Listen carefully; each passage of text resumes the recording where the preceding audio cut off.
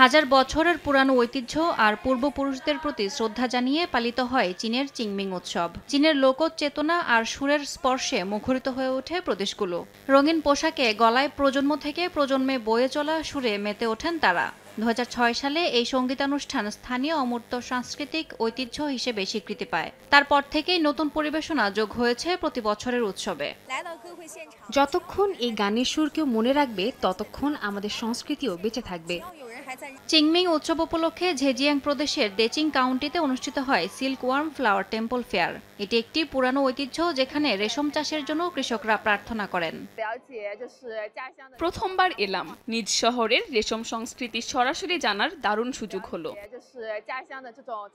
ফুজিয়ানের Juan কাউন্টিতে ঐতিহ্যবাহী টুলুর চারপাশে চলেছে রঙিন শোভাযাত্রা। সেখানে স্থানীয় হাক্কা জনগণের ইয়েঙ্গের নৃত্য ছিল প্রধান আকর্ষণ।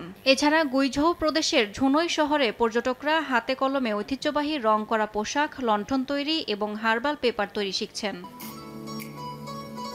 চিংমিং উৎসব শুধু পূর্বপুরুষদের প্রতি শ্রদ্ধা জানানো নয়, এটি একটি সাংস্কৃতিক মিলন মেলা, যেখানে ঐতিহ্য আর আধুনিকতার মিশেলে চীনের প্রাচীন ঐতিহ্যকে নতুন রূপে উদযাপন করা হয়। ঐতিহ্যবাহী এই উৎসব প্রতি বছর এপ্রিলের 4 থেকে 6 তারিখের মধ্যে অনুষ্ঠিত হয়।